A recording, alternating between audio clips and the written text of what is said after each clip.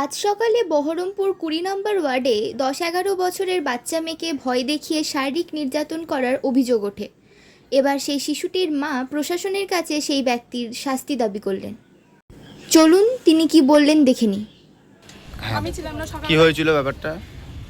সকালে কোথায় গেছেন? আমি কাজে গেছিলাম সকালে কাজে গেছিলাম, বাড়ি থেকে ছিল না, ওর বাবাও কাজে গেছিল। মেয়েটা আমার ঘরে শুয়েছিল, এসে বলছে বোন দেশলাই দি। আমার মেয়ে বলেছে যে দেশলাই নাই, দিয়ে বলছে তালা খুল। আমার মেয়ে বলেছে না আমি তালা খুলবো না দাদা। তো তখন বলছে যে খুল না, কিছু হবে না। বলছে না আমার মা বকবে। তো তালাটা খুলে ঘরের মধ্যে গেছে, ঘে ও তালা মেরে দিচ্ছে, গেটে তালা মেরে দিচ্ছে। যে মেয়েটাকে বিছানায় শুয়ে মেয়েটাকে ন্যাংটো করিয়ে মেয়েটার সাথে যা করার করেছে, যা করার সবকিছুই করেছে। তারপরে বাড়ির লোক কি? তারপরে ওর বাবা এসেছে, ওর বাবা কাছে ছিল, কুকুরটা গেটের সামনে বাঁধা ছিল।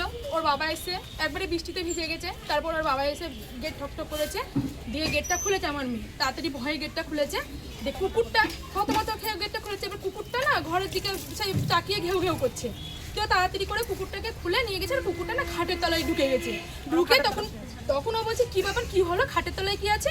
ও তখন পর্দা তুলে দেখে যে খাটের তলায় ছাটপাট হয়ে শুয়ে আছে। তো কে শুয়ে আছে? ওই ছেলেটা রাজ শুয়ে আছে খাটের তলায়। রাজ বিশ্বাস খাটের তলায় শুয়ে আছে। তারপরে ওর বাড়ির লোক এসে আপনাদেরকে কোনো বাচ্চা আমাদের ঝামেলা করছে, আমাদেরকে বলছে হতেই পারে না, ও ভালো ছিল, ওকে আমরা চিনি তো, সবাইকেই চিনি, আমরা সবাইকে তো চিনি। তাই বলে কি এরকম করে চিনবো আমরা?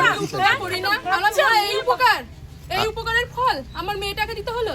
আপনারা কি চাইছেন? আমরা শাস্তি চাই, আমরা শাস্তি চাই।